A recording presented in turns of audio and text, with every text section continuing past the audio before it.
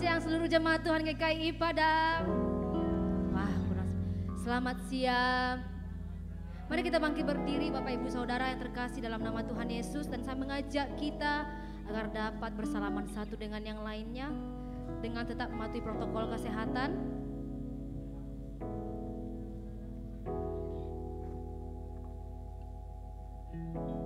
Kita bersyukur pada hari ini kembali kita berjumpa dengan saudara-saudara seiman kita. Dan pada bulan ini kita akan diberkati dengan tema yang baru tentang ingatan dan kesaksian. Bapak Ibu Saudara terkasih, kita telah memilih untuk beribadah pada hari ini. Itulah suatu keputusan yang sangat benar. Sekalipun mungkin banyak pilihan-pilihan lain di luar sana, tapi kita mengutamakan Tuhan. Pada hari ini kita siapkan hati kita tentang firman Tuhan ini, ingatan dan kesaksian. Kembali kita diingatkan bagaimana Tuhan telah menyelamatkan hidup kita, bagaimana Tuhan telah menolong kita dalam kesesakan. Oleh sebab itu, jangan kita lupakan setiap kebaikan-kebaikan Tuhan. Katakan ke sebelahmu, jangan lupakan setiap kebaikan-kebaikan Tuhan. Dan pada hari ini juga kita akan melaksanakan penyerahan anak. Ada 3 keluarga yang akan melakukannya. Saya minta kita untuk menunjuk dirinya, siapakah yang keluarga Bapak Ibu Saudara yang melakukan penyerahan anak pada hari ini. Coba tunjuk tangannya. Nah, ada 3 keluarga, keluarga Bang Yaven, Bang Johannes, dan juga keluarga Ibu Di kita. Kita percaya anak-anak yang diserahkan pada hari ini, mereka juga menjadi anak-anak yang takut akan Tuhan. Bapak Ibu Saudara terkasih, pada hari ini kita juga akan satu meja dengan Tuhan. Kita persiapkan hati kita, tubuh, roh, dan jiwa kita, agar setiap perjamuan kudus yang kita lakukan setiap bulan tidak berlalu begitu saja, tetapi ada satu hal yang Tuhan taruhkan dalam hati kita. Dan pada hari ini kita akan diberkati dengan satu ayat renungan firman Tuhan dalam Mazmur 103 ayat 2. Pujilah Tuhan, hai jiwaku, dan janganlah lupakan segala kebaikannya. Dengan bersama-sama kita mengatakannya, Mazmur 103 ayat 2. Pujilah Tuhan, hai jiwaku, dan janganlah lupakan segala kebaikannya. Kita berikan sorak-sorai bagi Allah kita yang sangat baik. Kau luar biasa bagi kami Tuhan, Kau sungguh baik. Kami datang bersuka cita pada hari ini. Kami pilih untuk beribadah, itu memuliakan nama Tuhan. Siap bersuka cita pada hari ini? Amin. Haleluya, kita akan memuji Allah kita.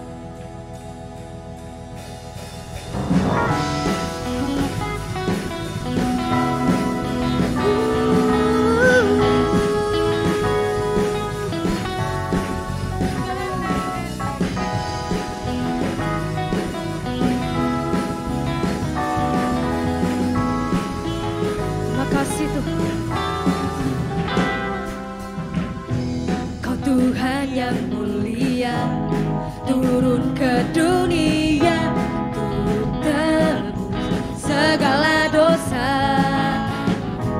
Kau beri keselamatan, beri kesempatan, kasih mengubahkan. Jika ku akui semua dosaku, maka Kau adalah setia dan adil. Kau kan mengampuni dan sucikan dari segala yang jahat. Mari bersama-sama katakan, tak mau ku hidup bagi dunia ini lagi. Tak ingin kompromi, tak ingin lakukan hal yang dapat lukakan hatimu. Tak mau ku hidup di luar tutur kata firman-Mu yang telah bebaskanku. Yesus, kebenaran adalah pilihanku. Lebih lagi bersuka cita bagi Tuhan kita, sebab Dia yang telah memberikan kebenaran dalam hidup kita. Kau Tuhan yang mulia turun ke dunia untuk tebus segala dosa. Kau beri kesempatan kasih mengubahkan. Jika ku akui semua dosaku, maka kau adalah setia dan adil. Kau kan mengampuni dan sucikan dari segala yang jahat. Dengan satu suara katakan, tak mau ku hidup bagi dunia ini lagi. Tak ingin kompromi, tak ingin lakukan hal yang dapat lukakan hatimu. Tak mau ku hidup di luar tutur kata firman-Mu yang telah bebaskanku.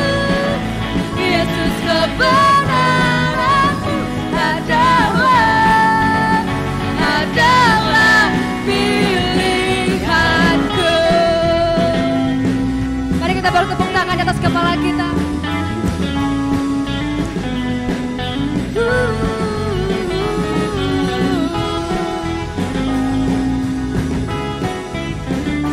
Dan dengan segenap hati kami mau katakan, tak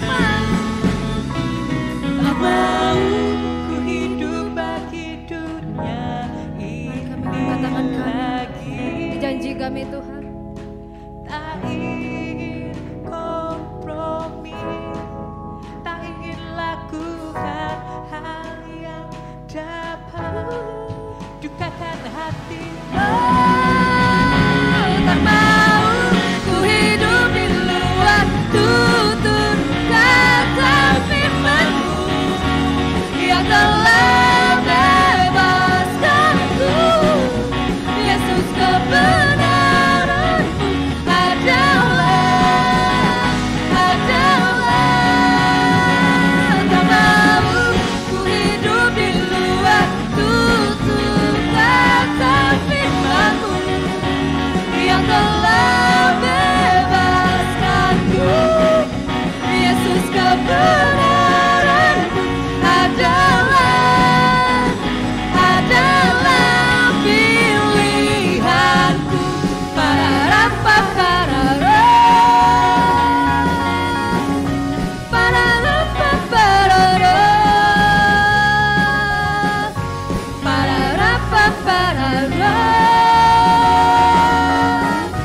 para-ra-pa-pa-ra-ra.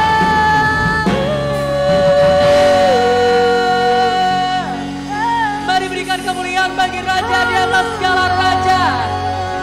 Terima kasih Tuhan. Kami bersyukur untuk setiap perbuatan-Mu yang indah, yang baik, untuk setiap hal yang Kau kerjakan dalam hidup kami Tuhan.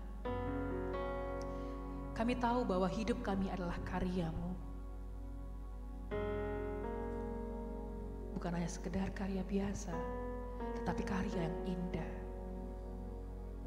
Dan kami akan menceritakannya kepada dunia.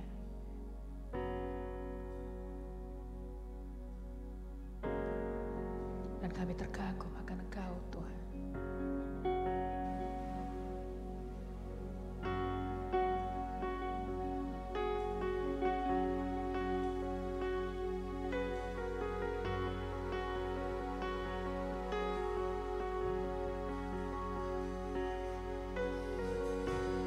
Bukan karena kekuatanku atau juga kebaikanku, tapi karena pengorbanan-Mu aku diselamatkan. Bukan dengan kekuatanku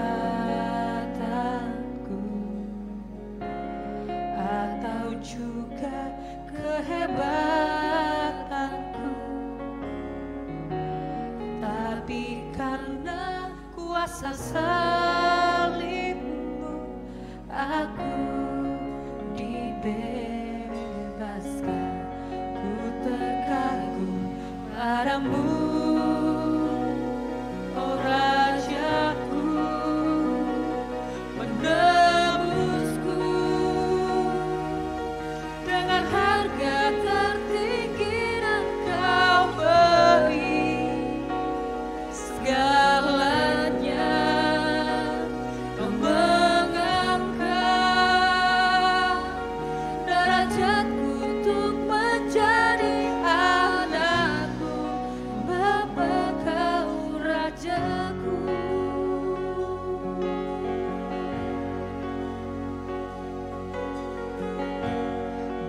bukan dengan kekuatanmu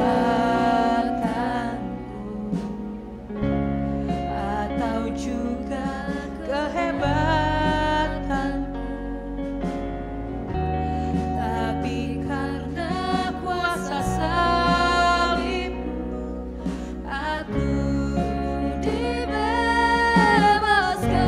Ku terkagum padamu, oh Rajaku, menebusku dengan harga tertinggi yang kau beri. Segalanya kau mengangkat derajatku untuk menjadi anakmu, oh Rajaku, menebusku dengan harga tertinggi yang kau beri. Segalanya kau mengangkat derajatku untuk menjadi anakmu, Bapa kau Rajaku.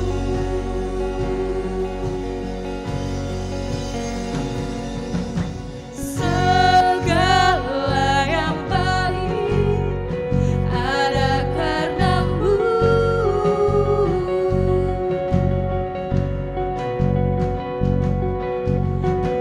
Mataku tertuju hanya padamu.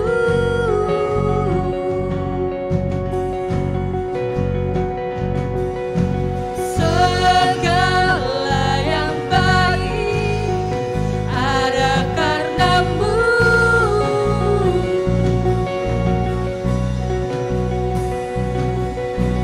Mataku tertuju hanya padamu.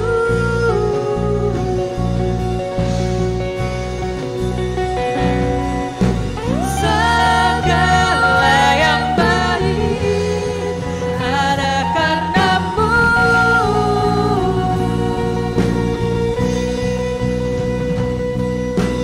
Mataku tertuju hanya padamu. Ku terkagum padamu, oh Rajaku, penebusku dengan harga tertinggi yang kau beri. Segalanya kau mengangkat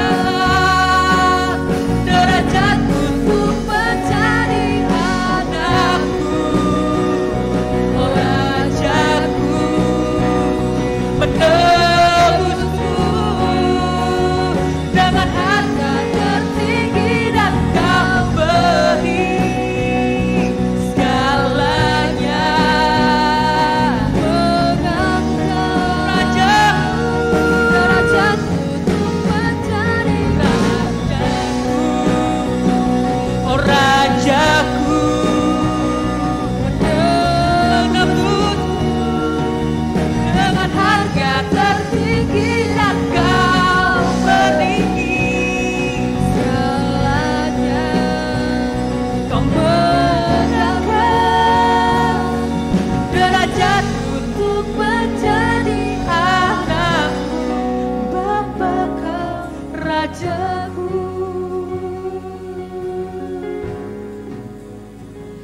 Terima kasih Tuhan. Terima kasih, terima kasih, terima kasih. Hati kami bersyukur, hati kami bersyukur padamu. Segalanya indah, segalanya manis, segalanya baik kau sediakan. Hidup kami adalah karyamu, hidup kami adalah karya indah-Mu Tuhan. Terima kasih untuk setiap cerita yang Kau tulis dalam hidupku. Begitu indah, begitu baik. Kami bersyukur.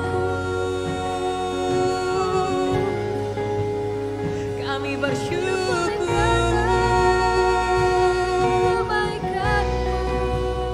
Terima kasih Tuhan buat setiap perlindungan-Mu. Terima kasih ya Tuhan buat penyertaan-Mu. Terima kasih ya Tuhan untuk setiap perlindungan-Mu, untuk setiap kasih setia-Mu, untuk setiap dekapan-Mu dalam hidup kami, untuk membawa kami ke tempat yang lebih tinggi. Terima kasih Tuhan. Terima kasih ya Tuhan. Mari seluruh umat Tuhan, mari naikkan syukur-Mu buat Dia. Buat Dia adalah Allah yang luar biasa, yang selalu menyediakan segalanya bagi kita, yang menjadikan setiapnya indah pada waktunya. Haleluya, kami sembah Kau. Ini kami menyembah-Mu, ini kami bersyukur, ini kami mengangkat pujian kami bagi-Mu, sebab segalanya indah karena Kau Tuhan. Segala yang baik ada karena-Mu, dan mataku tertuju padamu. Mataku tertuju hanya padamu. Segala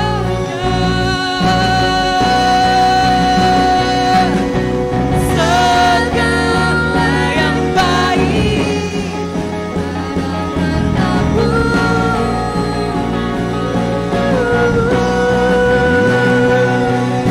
ada mataku tertuju hanya padamu. Ku berkata padamu,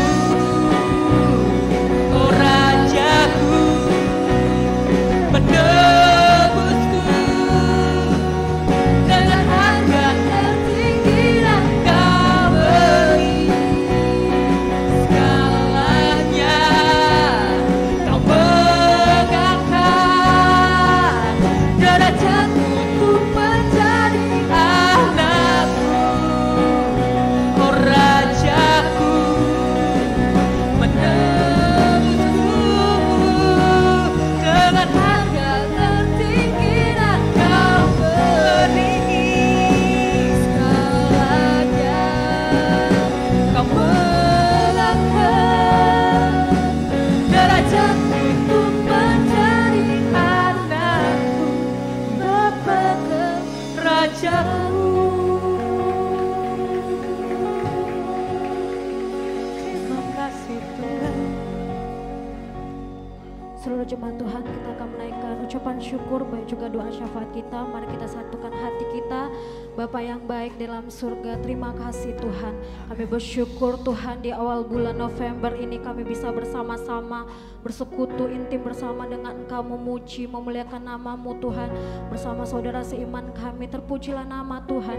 Kami bersyukur buat setiap kemenangan yang telah kami terima di sepanjang minggu kami Bapa. Kami bersyukur buat gereja kami GKI Padang yang telah mengerjakan penginjilan Tuhan dan perkunjungan di Pasaman Barat Tuhan, dan juga di Sawalunto, serta Bapak pada hari ini kami juga penyerahan anak. Terima kasih semua karena kemuliaan nama Tuhan. Kami bersyukur semua pelayanan kami berjalan dengan baik, karena Tuhan yang mengurapi, karena Tuhan yang menatang dan menolong kami lewat setiap pelayanan kami Tuhan. Terpujilah nama-Mu Bapa. Kami bersama-sama dapat mempraktekkan firman Tuhan tentang kasih. Kami dapat memberi Tuhan dalam keluarga kami, yaitu kami dapat menolong pekerjaan ayah kami dan memberi hadiah kepada ibu kami. Kami bersyukur Tuhan, bersama-sama kami mempraktekkan firman Tuhan di tengah-tengah keluarga kami, baik kami anak Tuhan.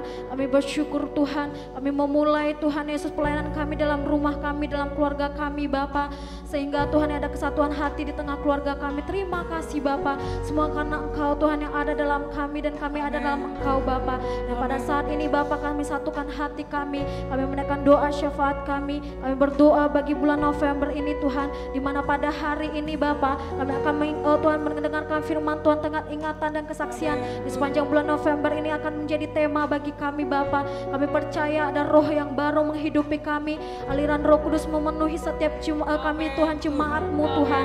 Kami membuka hati kami percaya Tuhan di ujung tahun ini semakin luar biasa lagi kuasa Roh Kudus memenuhi kami, dan semakin Tuhan Yesus kami ingin mencari hati-Mu, kami ingin mengerti apa Tuhan Yesus isi hati-Mu yang harus kami kerjakan sebagai anak-anak-Mu Tuhan, sebagai anak-anak yang telah Engkau angkat Bapa. Terpujilah nama-Mu Tuhan, berikan roh-Mu, berikan kekuatan, berikan kesehatan, pimpin kami dalam mengerjakannya Bapa. Tidak ada satupun dari kami yang melewatkan firman Tuhan ini. Semua kami membuka hati, mata, telinga kami tertuju kepadamu, sehingga kami benar-benar diberkati, diurapi Tuhan lewat firman Tuhan ini, dan kami kerjakan semua kami, baik kami pemuda-pemudi, baik juga kami yang orang tua, dan semua jemaat-Mu Bapa. Berkati juga gebelah sidang kami, baik juga Dokter Philip yang akan menyampaikan kepada kami di sepanjang bulan ini. Kami percaya Roh-Mu telah memenuhi mereka. Engkau telah mempersiapkan firman ini bagi mereka untuk memberkati kami. Kami percaya kekuatan Tuhan, berkat melimpah bagi mereka, pengurapan melimpah bagi mereka untuk menyiapkan, untuk memberkati kami Tuhan menjadi murid-Mu dalam firman Tuhan bulan ini Bapa. Kami juga berdoa bagi kesatuhatian bagi kami pelayan dan juga jemaat Tuhan dalam mengerjakan kegiatan ibadah-ibadah sepanjang bulan Desember Tuhan.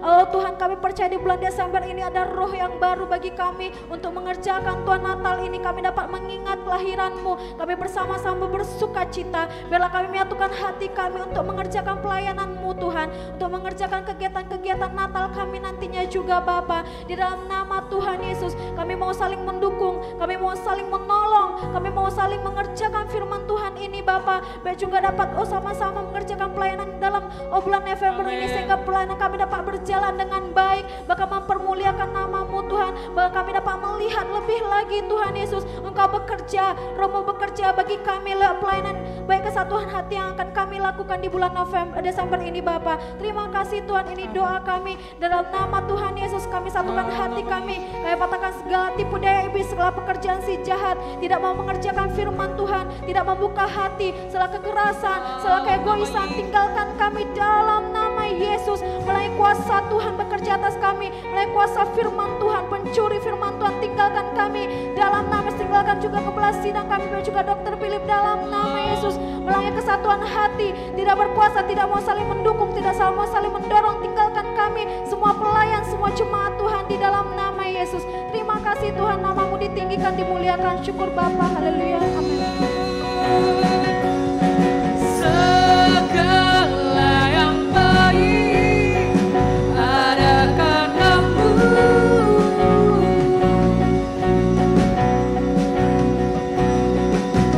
mataku tertuju hanya padamu. Segala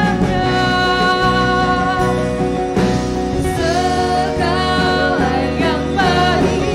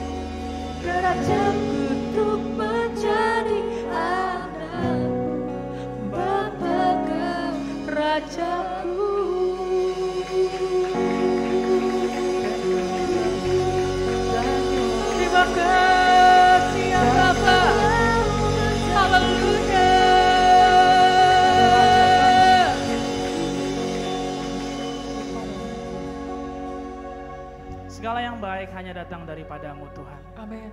Segala yang baik yang terjadi dalam kehidupan kami bukan karena kuat dan gagah kami, tapi semua karena kebaikan-Mu saja.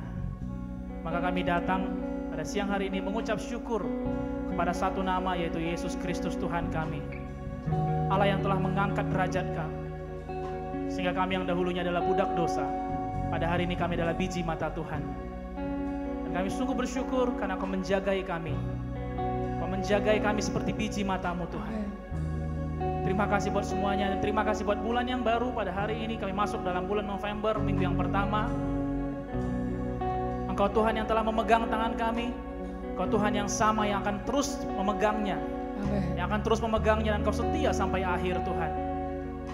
Biarlah pujian penyembahan yang sebentar kami naikkan menjadi sebuah persembahan yang menyenangkan hati-Mu. Amin. Tuhan. Kami mau mendengarkan firman Tuhan, kami mau siapkan hati kami. Biarlah hati kami rendahkan, dan kami buka lebar-lebar. Bahkan telinga kami, mata kami mau fokus kepadamu saja. Amin. Jesus. Sehingga mata kami dapat melihat akan kebaikan-Mu, melihat akan perintah-perintah-Mu, akan peringatanmu. Tunjukkan dan nyatakan suatu hal yang baru, supaya kami boleh belajar sesuatu pada hari ini. Amin. Pelajaran yang dalam, yang membukakan pemikiran kami, membukakan hikmat kami, bahkan membukakan pengetahuan kami. Karena kami perlu hikmat sorgawi untuk menjalani kehidupan ini. Bukan dengan kuat, bukan dengan gagah kami, semua karena kuasa salib-Mu saja. Maka sekali lagi berkaryalah Roh Kudus. Berikanlah pengetahuan yang dalam, pewahyuan yang dalam bagi kami. Amin. Sehingga kami mengerti akan rahasia-rahasia di belakang Amin, firman-Mu. Tuhan. Terima kasih Bapa.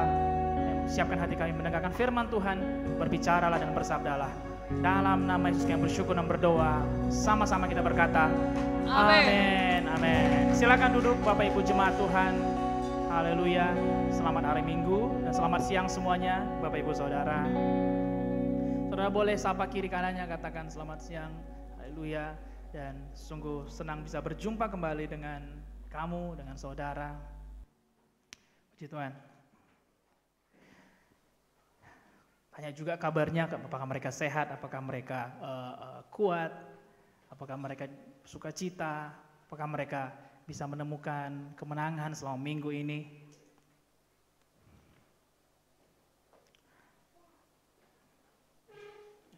Sekali lagi selamat siang Bapak Ibu Saudara. Dan ini adalah minggu yang pertama di bulan November, di mana pada bulan ini kita akan membahas satu tema yang baru. Pada bulan yang lalu tema kita adalah mengenai pengabdian, dan pada bulan ini tema kita adalah mengenai ingatan dan kesaksian. Sama-sama kita katakan ingatan dan kesaksian. Ya. Ini sudah bulan November ya, dan tidak terasa berarti sekitar kurang lebih 2 bulan lagi kita akan mengakhiri tahun 2020. Tentu saja banyak hal yang terjadi selama tahun ini. Dari Januari sampai hari ini, November, ada banyak hal yang terjadi dalam kehidupan kita. Dan kurang lebih 2 bulan lagi, kita akan mengakhiri tahun ini.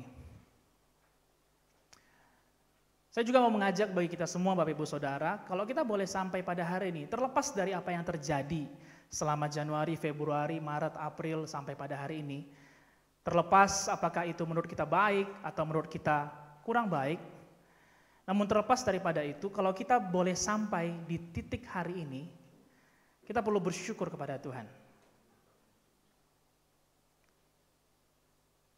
Dan kita juga perlu mengapresiasi kepada diri kita sendiri.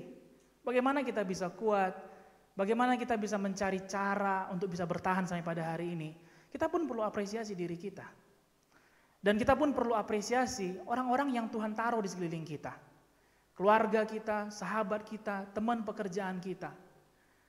Walaupun apa yang mereka lakukan gak selamanya cocok kita rasa, tapi satu hal kita percaya bahwa kalau itu diizinkan Tuhan terjadi, berarti ada yang mau Tuhan ajari bagi kita. Oleh sebab itu kita perlu bersyukur sama Tuhan, kita perlu apresiasi diri kita, dan kita perlu apresiasi juga keluarga kita, teman kita, orang-orang yang ada di sekeliling kita. Kita perlu katakan terima kasih ya, sudah boleh ada, dan sudah boleh mengajari saya sampai pada hari ini.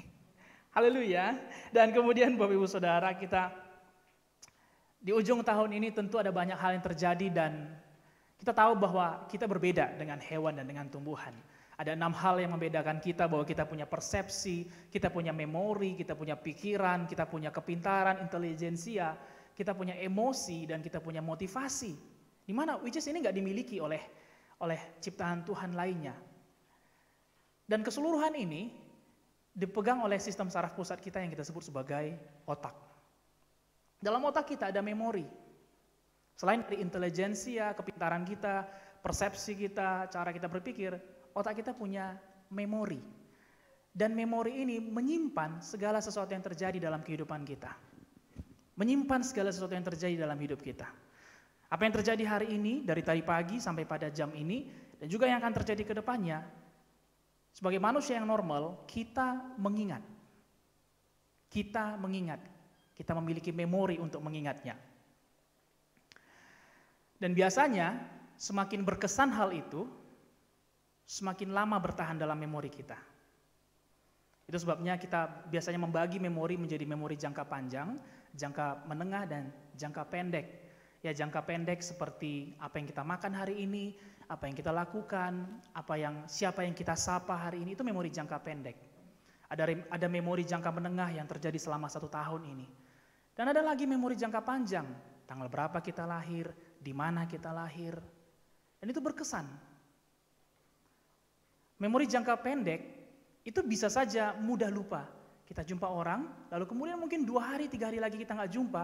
Pada waktu kita jumpa, kita siapa ya namanya? Memori jangka pendek bisa saja mudah untuk terlupakan. Tapi kalau sesuatu hal yang berkesan, kapan kita lahir, tanggal pernikahan, siapa nama istri, kan nggak ada yang misalnya besoknya, aduh siapa nama istri saya ya? Coba dulu dilihat dulu foto-foto yang lalu, siapa nama istrinya, enggak.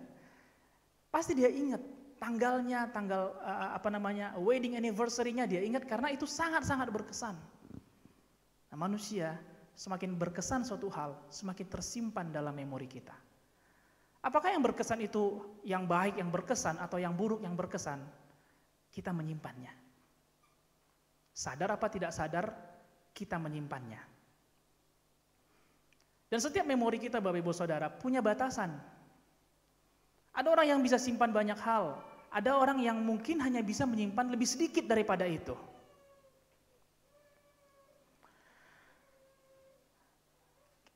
Dalam batasan ini, dalam limitasi ini, kita nggak bisa tahu kita ini kapasitasnya berapa. Kita nggak bisa tahu berapa sih yang bisa kita simpan, tapi tahu ke Bapak Ibu Saudara, kita punya kendali akan apa yang mau kita masukkan dan akan apa yang mau kita keluarkan dari memori kita. Sekali lagi, akan limit, akan batasan berapa besar memori kita nggak tahu itu. Masing-masing orang punya karunia yang berbeda-beda. Tapi kita punya kendali, apa yang mau kita taruh ke dalam memori kita dan apa yang mau kita keluarkan. Setuju? Masing-masing orang punya karunia, memori yang berbeda, tapi kita bisa atur. Mana yang mau kita taruh, mana yang mau kita jaga, dan mana yang mau kita buang. Saya kasih sebuah cerita, 1 bulan yang lalu, pada bulan Oktober yang lalu, salah satu handphone saya mengeluarkan warning, mengeluarkan peringatan. Dia buat situ space up your memory katanya, atau kosongkan data-data, atau kosongkan memori handphone, atau perlebar, bukan kosongkan, tapi bersihkan memori handphone. Sekali diabaikan, 2 kali diabaikan, tapi kali ketiga udah susah. Kenapa? Buka foto WhatsApp pun sudah susah. Mungkin ada yang pernah mengalaminya ya. Masuk foto WhatsApp nggak bisa di-download, kita kira jaringan, rupanya memori yang udah nggak cukup lagi.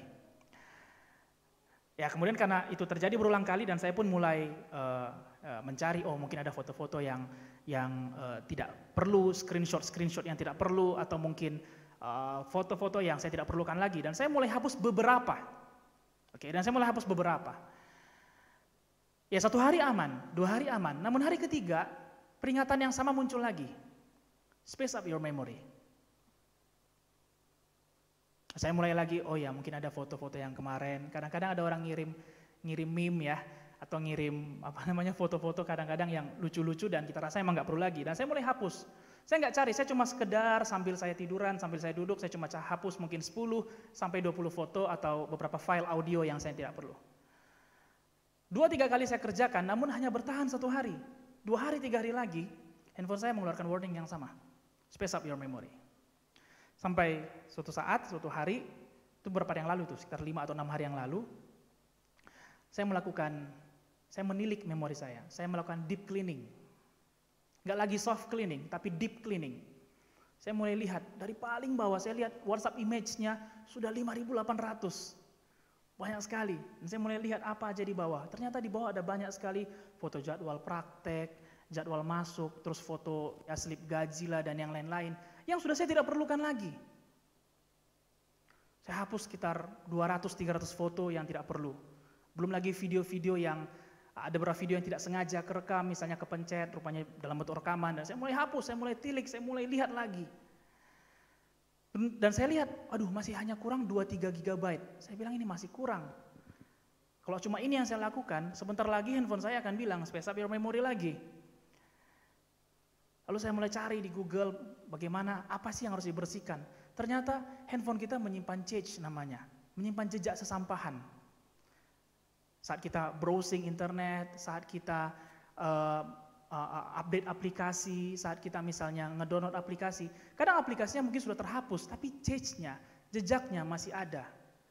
Saat kita mencari via Instagram, via Twitter, jejak-jejaknya itu ada, tersimpan, dan itu memakan cukup banyak memori. Lalu saya melihat satu persatu aplikasi, oh saya lihat Twitter saya memakan 1,8 GB, saya mulai hapus cache-nya. Lalu saya lihat Instagram saya, karena saya suka sekalian Instagram, saya lihat Instagram saya memakan sampai 2 GB. Lalu saya hapus cache-nya. Karena sampah itu nggak saya gunakan lagi. Trace-nya ataupun jejaknya saya nggak perlu lagi, Bapak Ibu Saudara. Lalu saya mulai hapus. Dan kosonglah sekitar 5 sampai 7 GB.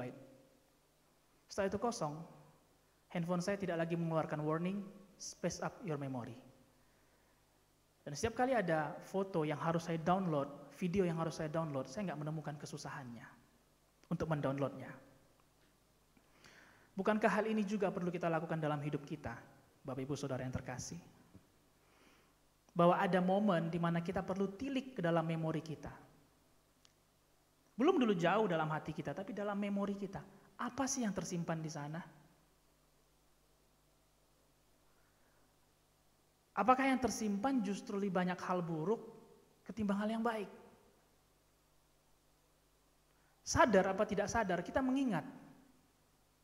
Dan tidak selalu kejadiannya itu baik. Kadang ada ucapan orang yang slip, ada ucapan orang yang khilaf, kesimpan dalam memori kita. Kadang ada respon orang yang tidak sesuai dengan yang kita harapkan, dan kita mengingatnya. Respon papa, respon mama, respon suami, respon istri. Gak selalu sesuai, ya kan? Gak selalu, dan mungkin beberapa kali atau mungkin sering kali responnya tidak seperti yang kita harapkan dan kita menyimpannya.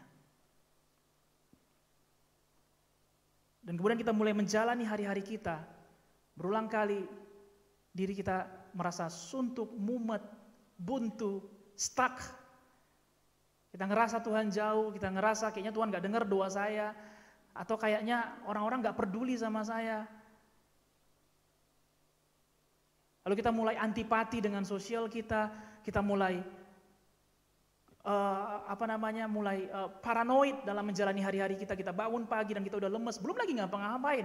Baru bangun baru siap doa pagi dan amin, dan kemudian kita lemes. Padahal di mana-mana orang harusnya pagi bersemangat. Pernahkah kita menjalani hari yang seperti itu?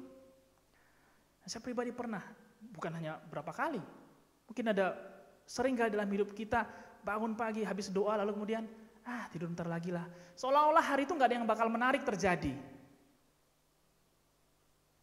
Padahal ada yang menarik terjadi pada hari itu. Namun, karena memori kita sudah penuh, karena ingatan kita sudah penuh dengan pekerjaan, penuh dengan permasalahan keluarga, penuh dengan permasalahan ekonomi, penuh dengan hal-hal buruk yang terjadi, sehingga kita kehilangan motivasi dalam diri kita. Dan di waktu itu Bapak Ibu Saudara, kita perlu untuk tilik dalam memori kita dan clean up, membersihkan sesampahan dari memori kita. Inilah judul firman Tuhan pada hari ini, yaitu clean up your memory, atau bersihkan ingatan kita. Dan saya percaya kita semua sama-sama siap untuk belajar pada hari ini. Mari kita lihat dalam Mazmur 103 ayat 1-5.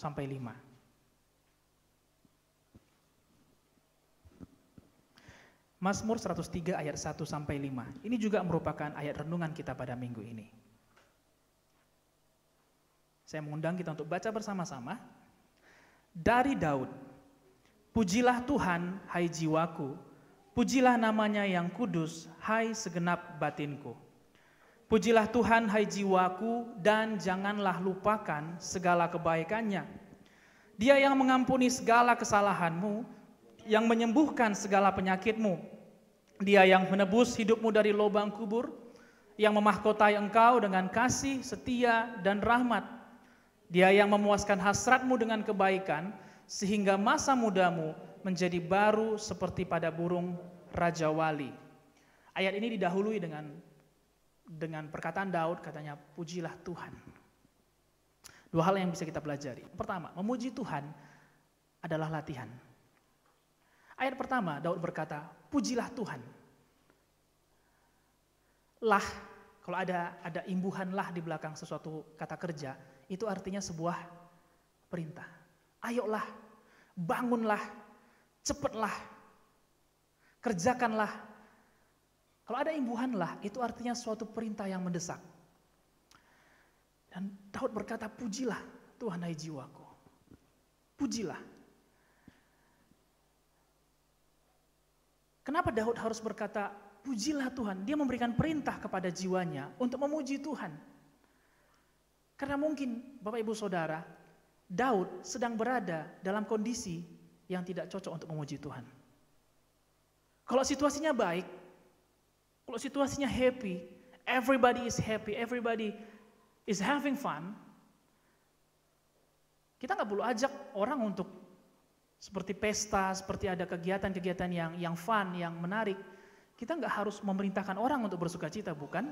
Secara natural, secara otomatis orang akan bersuka cita. Amin.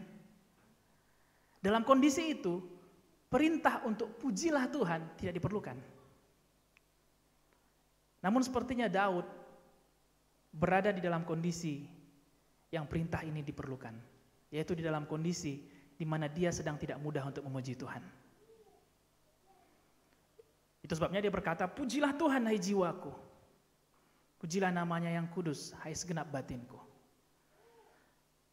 Karena bisa saja pada waktu itu, jiwa Daud, pikiran Daud, tubuh Daud tidak sedang ingin memuji Tuhan.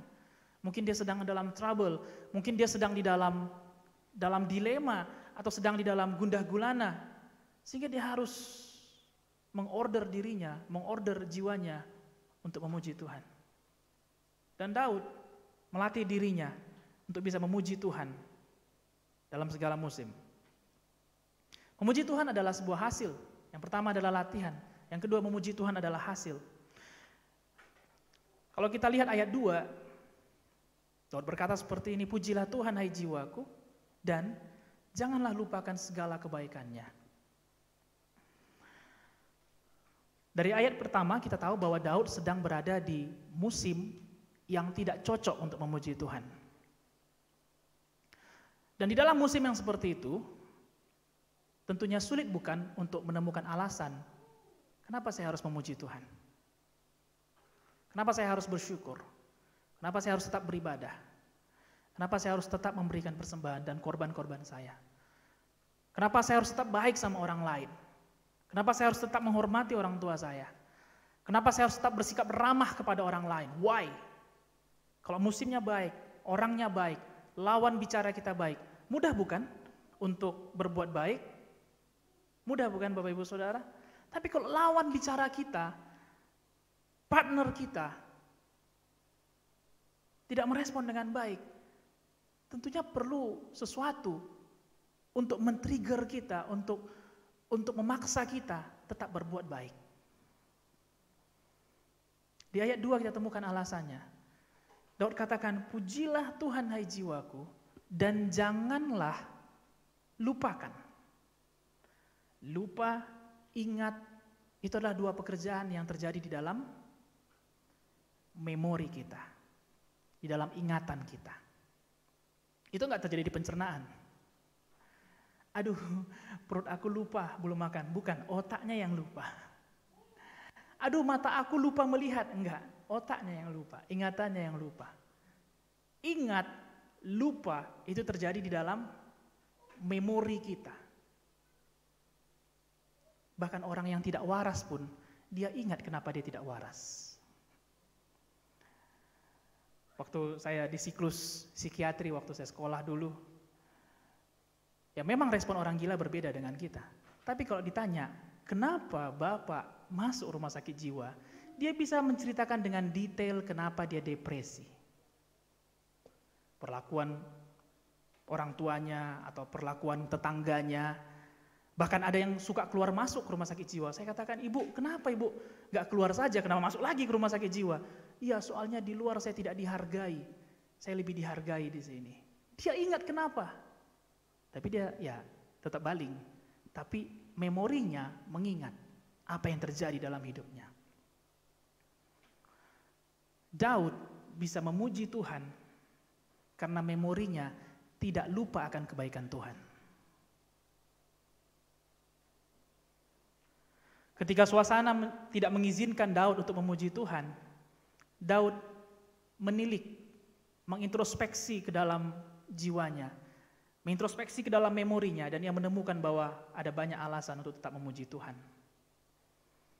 Dan saya mau katakan Bapak Ibu Saudara bahwa apa yang kita ingat tentang Tuhan jauh lebih penting daripada apa yang sedang terjadi. Apa yang kita ingat tentang Tuhan, siapa Tuhan dan perbuatan-perbuatannya, jauh lebih penting daripada apa yang sedang terjadi. Dan saat kita mengingat semua kebaikan-kebaikannya, walaupun situasinya nggak memungkinkan, kita masih bisa memuji Tuhan. Karena yang penuh dalam memori kita adalah kebaikan Tuhan. Nah, sekali lagi, kita tidak bisa kontrol apa yang terjadi, dan kita tidak bisa kontrol apa yang akan terjadi. Oke? Kita nggak bisa kontrol semuanya. Kita nggak bisa kontrol keuangan kita, keluarga kita. Nggak semua bisa kita kontrol. Ada sometimes beberapa hal itu loss, itu out of kontrolnya kita. Di luar daripada kontrolnya kita. Tapi kita bisa kontrol apa yang mau kita ingat. Oke? Kita nggak bisa kontrol apa yang sedang terjadi, tapi kita bisa kontrol apa yang mau kita ingat. Kisah 7 ayat 30 sampai 32.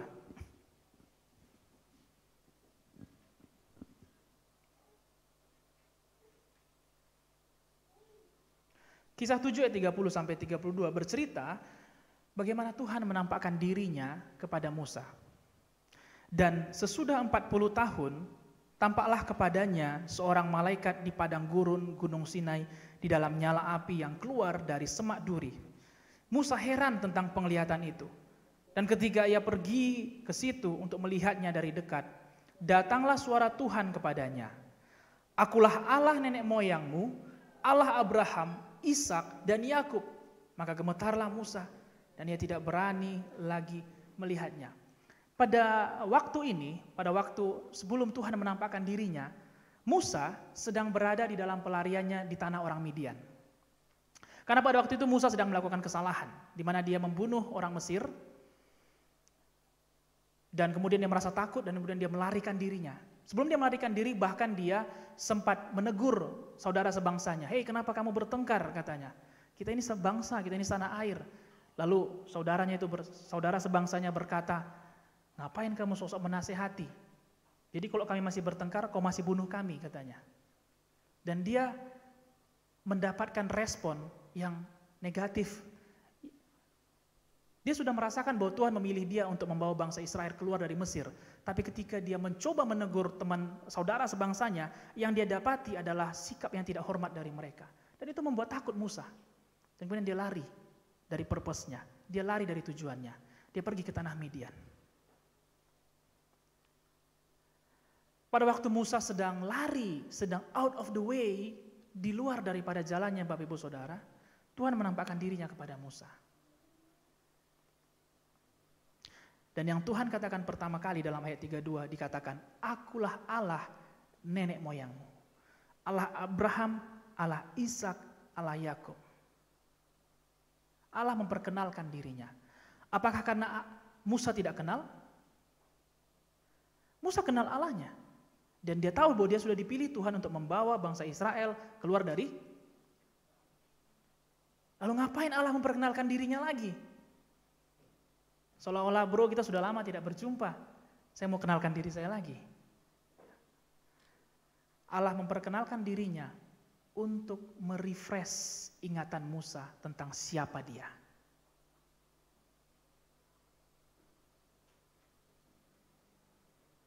Dia katakan bahwa akulah Allah Abraham, Allah Ishak, dan Allah Yakub. Perkataan Tuhan di awal, perkataan Allah di awal membuat Musa ingat siapa pribadi Tuhan.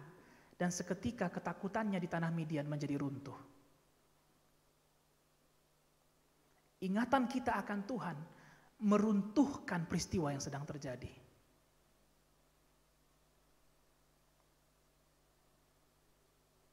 Dan ketika Musa mendengar itu, dia menjadi gemetar dan kemudian dia bersujud di tanah tersebut. Bukan karena Musa nggak kenal Allahnya, bukan karena kita nggak tahu siapa Tuhan yang kita sembah. Kita tahu, kita kenal siapa yang kita sembah, siapa yang kita puji, kepada siapa kita bernyanyi, kepada siapa kita bersyukur. Kita kenal memang Bapak Ibu Saudara. Tapi apakah kita ingat selalu akan segala yang baik yang Tuhan kerjakan? Itu makanya Allah memperkenalkan dirinya bahwa dia adalah Allah yang mengingat janji-janjinya. Sebelum Allah bicara kepada Musa dalam Keluaran 2 ayat 24, firman Tuhan berkata bahwa Allah mendengar mereka atau bangsa Israel mengerang. Lalu ia mengingat kepada perjanjiannya dengan Abraham, Ishak, dan Yakub. Sebelum Allah menjumpai Musa, Allah terlebih dahulu ingat akan janjinya. Allah yang kita sembah adalah Allah yang mengingat. Allah yang kita sembah adalah Allah yang mengingat janjinya dan bukan dosa-dosa kita. Sebagai orang percaya, tentunya tidak cukup hanya kita kenal siapa Tuhan yang kita sembah, kepada siapa kita memberi, kepada siapa kita memuji. Tidak cukup Bapak Ibu Saudara. Karena ada kalanya kita masuk dalam musim yang gak baik, yang gak cocok dengan kita. Sebut saja misalnya 2020, ada banyak transisi yang terjadi. Ada banyak perubahan yang terjadi, sekolah online, dan kemudian beberapa waktu ini udah mulai tatap muka. Ada banyak perubahan terjadi dalam pekerjaan kita, yang biasanya kita tahu berapa yang bisa kita dapat dalam 1 bulan. Namun selama pandemi, selama PSBB, selama pandemi yang terjadi, kita jadi nggak tahu lagi berapa yang, kita nggak pasti lagi berapa yang bisa kita dapatkan. Pandemi ini banyak merubah kehidupan kita, sadar ataupun tidak sadar. Tapi kita nggak bisa kontrol ini. Kita nggak bisa kontrol situasi pandemik yang sedang terjadi. Tapi kita bisa kontrol apa yang mau kita ingat, kesusahan selama pandemi atau kebaikan Tuhan selama pandemi. Haleluya. Amin Bapak Ibu Saudara. Kita punya kendali untuk mengingat apa yang mau kita ingat. Kekurangan, keburukan selama pandemi, kesulitan, atau kebaikan Tuhan selama pandemi. Dan kita juga punya pilihan. Memang kita nggak bisa kontrol keluarga kita. Kita nggak bisa kontrol bagaimana papa kita merespon, bagaimana mama kita merespon. We cannot control every single thing of them. Nggak bisa kita kontrol. Tapi kita bisa kontrol apakah itu mau masuk ke dalam pikiran kita atau mau kita clean up dari memori kita. Kita nggak bisa kontrol apakah keuangan kita selalu baik. Selama pandemi ini mungkin ada beberapa orang yang kehilangan kontrol akan keuangannya. Kita nggak bisa kontrol itu. Tapi apakah yang mau kita ingat? Bulan ini kurang, bulan ini masih nombok, bulan ini masih ada utang segini, bulan ini cicilan ini. Apakah itu yang mau kita ingat? Ataukah yang justru kita ingat adalah hari ini saya masih ada pada hari ini. Hari ini saya masih bisa bertahan. Dan itu semua karena kebaikan Tuhan. Apakah itu? Atau kekurangan yang sedang terjadi? Dan ketika Musa mengingat bahwa Allah yang menunjukkan dirinya adalah Allah Abraham, Allah Ishak, Allah Yakub, bahwa dia adalah Allah yang mengingat janji-janjinya. Seketika Musa kembali ke Mesir dan membawa bangsa Israel keluar dari tanah Mesir. Musa kembali kepada purpose-nya. Semakin kita mengingat Tuhan dan kebaikannya, semakin kita mudah untuk kembali kepada tujuan kita, pada panggilan kita. Kita lihat Bapak Ibu Saudara, bagaimana memori kita, ingatan kita berpengaruh kepada cara kita berpikir loh. Kalau kita sudah mengingat selalu yang salah tentang teman kita, itu akan mempengaruhi cara pikir kita tentang mereka. Nanti baik pun mereka tetap salah. Baik pun mereka, bertobat pun mereka tetap salah. Karena yang kita ingat di dalam memori kita adalah keburukannya. Dan kalau pikiran kita tidak sehat, lama-lama kesehatan kita pun terganggu. Mudah uring-uringan, mudah senewen bahasa Indonesia apa ya? Mudah apa? Kayak sensitif gitulah. Sentuh sikit langsung bacok gitu. Mudah tersinggung. Lama-lama kesehatannya terganggu. Bangun pagi udah gak seger lagi.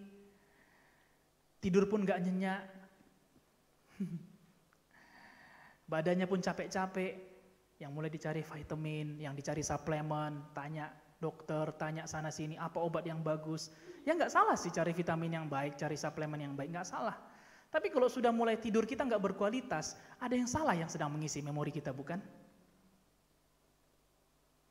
Bukankah seharusnya ketika malam datang, kita bisa tidur dan menenangkan ingatan kita? Karena ada kebaikan-kebaikan yang mengisinya. Kesehatan kita berawal dari apa yang kita tanam dalam memori kita. Sebagai contoh pada pasien stroke. Ada pasien-pasien stroke Bapak Ibu Saudara yang mereka kehilangan kemampuan kognitif mereka. Mereka lupa di mana mereka tinggal, ya nggak semuanya, tapi ada sebagian dari mereka yang terkena stroke. Mereka menjadi lupa berhitung, dulunya bisa berhitung. Mereka menjadi lupa untuk menulis, lupa mengenal orang karena ada gangguan di sistem saraf pusat mereka. Dan ketika memori mereka terganggu, pikiran mereka menjadi terganggu. Mereka mudah marah karena mereka merasa nggak mampu. Dulu saya bisa nulis, kenapa sekarang nggak bisa? Kemudian terjadilah post power syndrome atau geriatric syndrome. Bisa jadi terjadi depresi, bad mood. Akhirnya apa? Kesehatan mereka jadi terganggu. Mereka nggak mau makan, mereka malas mandi, disuruh latihan fisioterapi, malas, nggak mau. Akibatnya penyakitnya jadi nggak sembuh-sembuh. Hal ini juga bisa terjadi loh bagi kehidupan kita orang percaya. Kalau memori kita isinya yang buruk saja, kita akan mudah sakit dan akhirnya kehidupan kita terganggu. Kehidupan kita menjadi terganggu. Oleh sebab itu kita perlu belajar kayak seperti Filipi 4 ayat 8 berkata seperti ini. Saya akan bacakan dalam Filipi 4 ayat 8 dalam bahasa Indonesia masa kini. Akhirnya saudara-saudara, isilah pikiranmu dengan hal-hal bernilai yang patut dipuji, yaitu hal-hal yang benar, yang terhormat, yang adil, yang murni, manis, dan baik.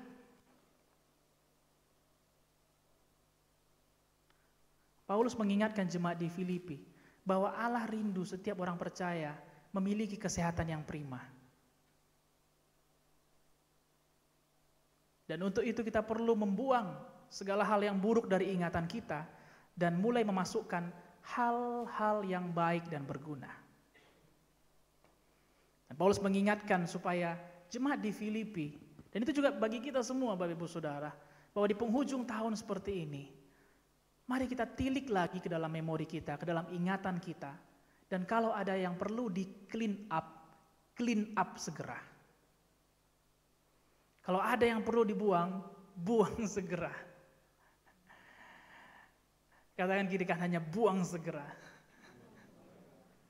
Karena kalau makin lama ditunda, nanti peringatannya muncul lagi. Woi, space up your memory. Sama seperti handphone saya. Sehari 2 hari kemudian, dia minta lagi untuk dibersihkan. Nah, biarlah di bulan ini kita mulai tilik hati kita, pikiran kita, dan lakukan deep cleaning. Apa yang tidak patut untuk diingat, mari clean up Bapak Ibu Saudara. Bagaimana cara saya untuk meng-clean up? Memori ini begitu buruk untuk saya ingat. Kesalahan ini begitu besar untuk saya ingat. Kekurangan ini begitu mengena di pemikiran saya, di ingatan saya. Kalau kita dalam fase sulit untuk melupakannya, ada satu cara yang bisa saya bagikan pada hari ini. Semakin banyak mengingat yang baik, semakin mudah kita menghapus yang buruk. Karena batasan pikiran kita ada. Amin. Batasan kita ada. Ada mungkin pemikirannya segede cangkir. Ada yang segede termos. Ada mungkin yang segede galon. Oke, bisa bayangkan, harusnya saya bawa alat peraga sebenarnya. Katakan galon lah Bapak Ibu Saudara. Kalau yang kotor terus diisi, maka isi galon itu adalah air kotor. Mungkin air kotor itu sulit untuk kita buang, karena mungkin pemikiran itu begitu mengena, kesalahan itu begitu berbekas di hati kita. Apa yang dia lakukan itu begitu menyakitkan bagi kita, sehingga air kotor itu sulit untuk kita buang, sulit untuk kita keluarkan dari pikiran kita. Kalau hal itu sedang terjadi, oke, gak usah lebih susah lagi menolak dalam nama Yesus, segala ingatan ini gak lagi dalam nama Yesus Bapak Ibu Saudara. Karena kita yang punya kontrol akan ingatan kita. Isi dengan air bersih, isi dengan kebaikan, isi dengan yang baik-baik. Lama-lama yang kotor akan keluar. Dan akan galon itu berisi air yang bersih. Ketika kita ada di fase di mana susah untuk membuang yang buruk, susah untuk melupakan memori yang buruk yang sedang terjadi, tidak usah panik, isi dengan apa yang baik. Kebaikan Tuhan, kebaikan keluarga kita, kebaikan sesama kita, kebaikan teman gereja kita, kebaikan teman kerja kita, isi terus. Dan lama-lama yang buruk itu akan terlupakan. Nah, di akhir firman Tuhan ini, Bapak Ibu Saudara, marilah kita lihat dalam Mazmur 103 yang kita baca tadi ayat 3-5. Bagaimana caranya saya bisa mengingat apa yang baik di tengah-tengah kondisi yang buruk? Ada 3 hal yang saya bisa bagikan di akhir khotbah ini. Mazmur 103 ayat 3-5, Daud berkata, Dia yang mengampuni segala kesalahanmu, yang menyembuhkan segala penyakitmu. Dia yang menebus hidupmu dari lubang kubur, yang memahkotai engkau dengan kasih, setia, dan rahmat. Dia yang memuaskan hasratmu dengan kebaikan, sehingga masa mudamu menjadi baru, seperti pada burung Raja Wali. Yang pertama, bagaimana caranya kita bisa mengingat apa yang baik di tengah-tengah kondisi yang buruk? Yang pertama, kita harus mengalami kebaikan itu secara langsung. Memori kita, ingatan kita cenderung lebih mudah mengingat apa yang terjadi kita alami langsung ketimbang cerita orang. Benar? Itu sebabnya mungkin ada beberapa orang bodoh dalam teori kimia, tapi ketika dia sudah praktikum, dia ingat bahwa ketika asam bercampur basa menjadi netral. Dulu dia nggak ngerti apa itu asam. Apalagi kalau gurunya hanya menerangkan saja, mungkin sulit untuk dimengerti secara teori. Tapi ketika mereka masuk praktikum, dalam kelas praktikum, semuanya menjadi mudah untuk dimengerti. Kita bisa mengerti akan kebaikan Tuhan kalau kita alaminya langsung. Kalau cuma dengar dari cerita orang, cuma dengar dari kesaksian orang, that's good, itu pun baik. Tapi kalau kita alami langsung, itu lebih baik dan lebih berbekas. Apa yang diceritakan Daud dalam Mazmur yang kita baca, Mazmur 103 ayat 3-5, apa yang dia jabarkan, itu adalah pengalamannya langsung bersama dengan Tuhan. Dia bukan ceritakan orang lain, tapi yang diceritakan adalah pengalamannya dengan Tuhan. Salah satu kitab yang terkenal dalam Mazmur 23, yaitu bahwa Tuhan adalah gembala yang baik. Tahukah Bapak Ibu Saudara bahwa Daud menuliskan Mazmur 23 bukan dalam kondisi yang baik. Pasal itu dituliskan Daud ketika dia sedang dikejar oleh anaknya sendiri untuk dibunuh. Tapi judulnya bukan Absalom, anakku yang durhaka. Judulnya adalah Tuhan adalah gembala yang baik. Hanya orang-orang yang mengalami kebaikan Tuhan langsung yang bisa menuliskannya. Kalau kita baca Mazmur 23 dari pasal pertama sampai selesai, tidak satu pun berisi keluhan Daud kepada anaknya. Semuanya adalah isi Tuhan adalah gembala yang baik, takkan kekurangan aku. Ia membaringkan aku di padang rumput yang hijau, dan Ia menyegarkan jiwaku. Ayat 4 berkata, sekalipun aku dalam lembah kekelaman, aku tidak takut bahaya. Apakah Daud berada dalam kondisi yang baik? Tidak. Anaknya sedang mengejar dia. Tapi yang Daud lihat adalah ingatannya bahwa Tuhan itu baik, walaupun kondisinya sedang tidak baik. Dan apa yang Daud ceritakan, bahwa Tuhan adalah gembala yang baik, memang benar. Itu dialami langsung. Kalau saudara melihat cerita lagi yang sebelumnya, bagaimana ketika Daud menghadapi Goliat, dia ceritakan kepada Saul, bagaimana Tuhan mendampingi dia ketika dia merobek mulut singa, mulut beruang. Daud gak dengar cerita orang, tapi dia alami sendiri bagaimana kebaikan Tuhan. Kita perlu mengalami kebaikan Tuhan secara langsung. Sehingga apa yang sedang terjadi dalam kehidupan kita, walaupun itu buruk, tapi pikiran kita tetap mengingat kebaikan Tuhan. Yang kedua, bagaimana caranya untuk tetap memiliki memori yang baik, mengingat yang baik. Yang kedua, kejadiannya harus selalu baru. Ya kan? Kalau kejadian lama, biasanya mudah terlupakan ya, Bapak Ibu Saudara. Apalagi kalau kejadiannya itu cuma sekali terjadi dalam seumur hidup kita. Biasanya mudah untuk dilupakan. Kamu siapa ya? Oh, aku dulu yang datang di rumahmu waktu kau tinggal di sini. Aduh, yang mana lah itu? Berapa kali kau datang? 1 kali. Itu pun cuma 5 menit. Dan dia memaksa kita mengingatnya. Maka kita akan lupa sama dia. Tapi kalau dia adalah pegawai kita, yang kita jumpa sama dia setiap hari, setiap pagi. Nggak mungkin tiba-tiba ibu besok misalnya ke Rapa, lalu kemudian jumpa dengan pegawai di Rapa. Siapa ya namanya ya? Oh, aduh. Siapalah namanya ini. Lalu mereka kenalan lagi. Udah lama kita nggak jumpa. Padahal baru jumpa hari Sabtu kemarin atau hari Jumat yang kemarin. Kebaikan Tuhan pun harus kita temui tiap hari. Supaya kita nggak lupa. Ratapan 3:22 sampai 23 berkata, tak berkesudahan kasih setia Tuhan, tak habis-habisnya rahmat-Nya, selalu baru tiap pagi. Besar kesetiaan-Mu. Ingatan akan kebaikan Tuhan, kalau cuma terjadi sekali seumur hidup, gak akan ingat lagi kita Bapak Ibu Saudara. Ingatan akan kebaikan Tuhan harus terjadi setiap pagi. Dan kebaikan Tuhan, mungkin kalau kita tanya, aduh kok terjadi setiap hari? Kayaknya hari ini gak ada yang menarik. Hari ini gak ada hal besar yang sedang terjadi. Hari ini pekerjaan saya ya just working like usual. Ya seperti biasanya. Saya sekolah seperti biasanya. Guru saya ya wajahnya masih seperti biasanya. Hari ini saya bangun, keluarga saya masih seperti biasanya. Lalu ratapan berkata bahwa kebaikan Tuhan selalu baru tiap pagi. Apanya yang baru setiap pagi? Mengapa kita tidak berhenti mengkaitkan kebaikan Tuhan dengan suatu hal yang besar?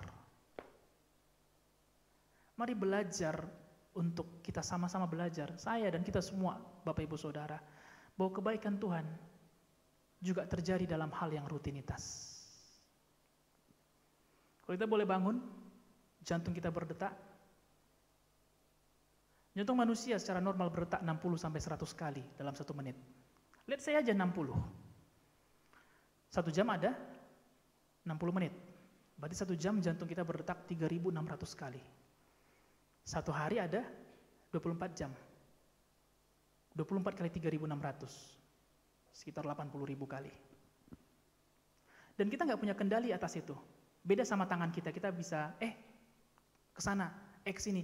Kita nggak bisa bilang, hey jantung, stop. Stop please, stop. Oke, stop. Oke, sekarang berdetak lagi. Oke, ikuti irama saya.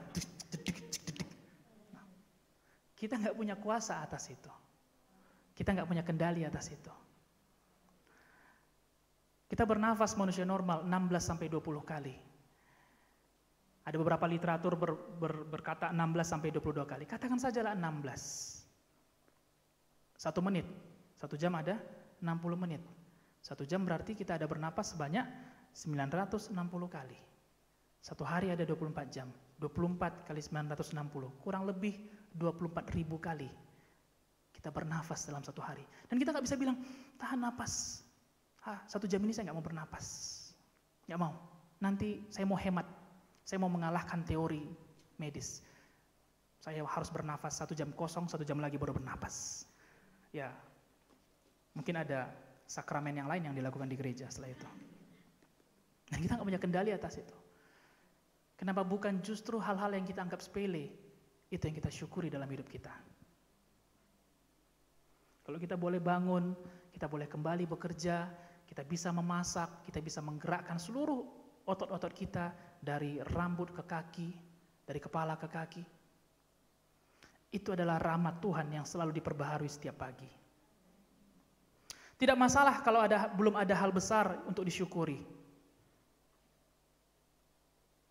Coba bacakan sekali lagi, tidak masalah kalau belum ada hal besar untuk disyukuri. Belajarlah bersyukur akan hal-hal kecil yang terjadi setiap hari. Yang terakhir, yang ketiga, saya mengundang semua teman-teman yang melayani untuk kita boleh syukur. Yang ketiga, bagaimana kita memiliki memori yang baik, ingatan yang baik. Yang ketiga, kita mesti memiliki sikap kagum akan Allah dan perbuatan-perbuatannya. Mazmur 42 ayat 2-3 berkata, seperti rusa yang merindukan sungai yang berair, demikianlah jiwaku merindukan Engkau ya Allah. Jiwaku haus kepada Allah yang hidup. Bilakah aku boleh datang melihat Allah? Demikian Daud lebih merindukan kebaikan Tuhan daripada penyelesaian masalahnya. Bukan berarti dia nggak mau masalahnya selesai. Daud sebagai manusia pasti mau masalahnya selesai. Pasti sangat mau. Siapa sih di sini yang nggak mau masalahnya selesai? Pasti kita semua mau masalah kita selesai, Bapak Ibu Saudara. Daud mengajarkan dalam Mazmur 42, lebih dari penyelesaian itu, dia lebih kagum akan kehadiran Tuhan dan kebaikan-kebaikannya. Dalam poin yang ketiga, saya mungkin bisa berikan analogi seperti ini. Pernahkah kita kagum akan seseorang? Mengidolakan seseorang lah. Sebut saja mungkin ada yang kagum dengan BTS atau dengan Blackpink maybe. Bagi yang nggak tahu nggak masalah, nggak perlu juga dipelajari itu. Mungkin ada yang kagum juga dengan ya beberapa personel daripada Blackpink, atau ada yang kagum dengan artis-artis sinetron tertentu mungkin, atau misalnya kagum dengan Joe Taslim lah, atau mungkin dengan Iko Uwais atau yang lainnya. Pernah kebayang nggak misalnya tiba-tiba siapa yang kita kagumi, kita jumpa, lalu dia cuma ngasih tisu sama kita. Kita pasti, tisunya Joe Taslim. Kalau ada yang menyentuh, langkahi dulu mayat saya, baru ambil tisunya. Apalagi kalau ada teman-teman yang penggemarnya Blackpink, bahkan mungkin sapu tangan bekas keringat Blackpink itu pun akan difigurakan. Wow, jangan harap ada yang ngambil itu. Bacok-bacokan boleh. Sangkin, padahal sepertinya biasa, tisu, sapu tangan itu hal yang biasa. Tidak jarang mungkin saudara ada yang melihat mungkin di Instagram ada petenis atau ada beberapa Instagram Reels, kalau saudara tahu pelari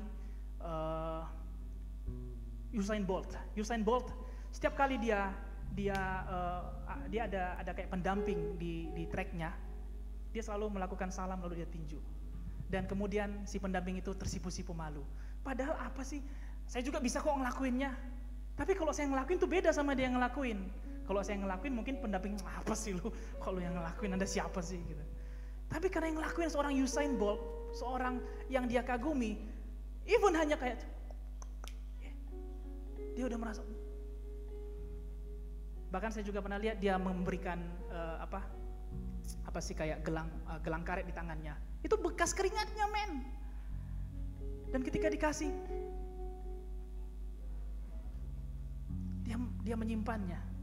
Padahal itu bekas. tapi karena dia kagum akan sosok tersebut. Apapun yang terjadi dalam kehidupan kita Bapak Ibu Saudara, kalau kita bisa tetap menjaga sikap hormat dan kagum kita akan Allah, maka semuanya akan selalu teringat baik. Amin. Mazmur 42 ditulis Daud dalam keadaan ia gundah gulana. Saudara bisa perhatikan ayat 5. Daud sebenarnya dalam kondisi gundah gulana. Tapi dalam situasi seperti itu, Daud berkata bahwa ia akan berlari mendahului kerumunan dan mencapai rumah Tuhan. Dan dia katakan dia mau mencapai rumah Tuhan bukan untuk berkeluh kesah.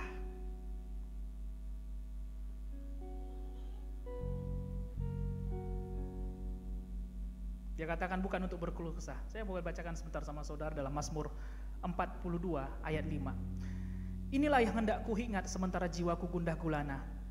Bagaimana aku berjalan maju dalam kepadatan manusia, mendahului mereka melangkah ke rumah Allah dengan sorak-sorai dan nyanyian syukur dalam keramaian orang-orang yang mengadakan perayaan. Sementara jiwanya Daud gundah gulana, dia mau tetap berlari ke rumah Tuhan. Bukan untuk mengeluhkan, Tuhan banyak sekali masalahku, bukan. Tetapi untuk bersyukur dan bersorak-sorai. Karena begitu kagumnya Daud akan pribadi Allah. Kita hanya bisa mengagumi Tuhan, Bapak Ibu Saudara. Ada 2 syaratnya. Yang pertama, kalau kita pernah mengecap kebaikannya. Yang kedua, kalau kita mengingat janji-janjinya. Kekaguman gak muncul secara otomatis. Itu perlu sebuah latihan. Bagi orang yang sudah mengecap kebaikan Tuhan dan bagi orang yang mengingat janji-janjinya, akan mudah bagi mereka untuk kagum akan Tuhan. Dan bagi mereka yang kagum akan Tuhan, apapun yang terjadi, no matter what happen, apapun yang terjadi, semuanya itu akan selalu terkesan baik. Karena Tuhan yang memberi, Tuhan yang mengizinkan terjadi. Tuhan Yesus memberkati. Mari kita bangkit berdiri. Siapkan hati kita untuk masuk dalam perjamuan kudus pada hari ini. Bapak Ibu Saudara boleh mempersiapkan roti dan anggur sebagai simbol daripada tubuh dan darah Kristus.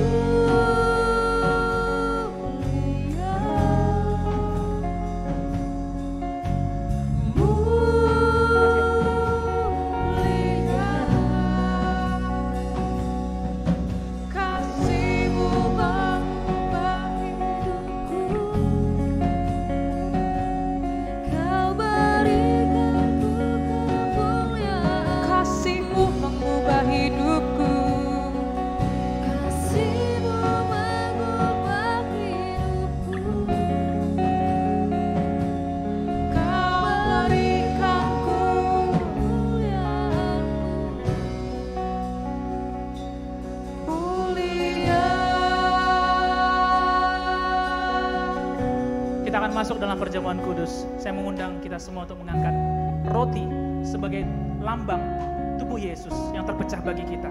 Saya akan membacakan dalam 1 Korintus 11 ayat 23 dan 24. Sebab apa yang telah kuteruskan kepadamu telah aku terima dari Tuhan, yaitu bahwa Tuhan Yesus pada malam waktu ia diserahkan mengambil roti, dan sesudah itu ia mengucap syukur atasnya. Ia memecah-mecahkannya dan berkata, inilah tubuhku yang diserahkan bagi kamu. Perbuatlah ini menjadi peringatan akan aku.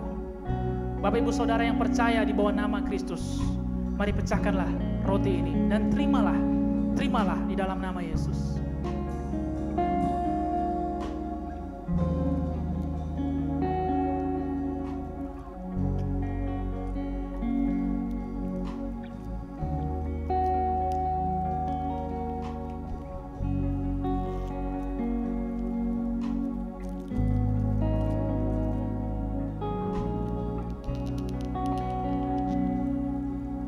Marilah angkat cawan yang merupakan lambang daripada darah Kristus. Saya membacakan ayat 25 sampai 26. Demikian juga ia mengambil cawan sesudah makan lalu berkata, cawan ini adalah perjanjian baru yang dimeteraikan oleh darahku. Perbuatlah ini setiap kali kamu meminumnya menjadi peringatan akan aku. Sebab setiap kali kamu makan roti ini dan minum cawan ini, kamu memberitakan kematian Tuhan sampai ia datang. Sekali lagi bagi kita yang percaya di dalam nama Yesus, terimalah darah Kristus, terimalah cawan ini dengan hati kita. Terimalah di dalam nama Yesus.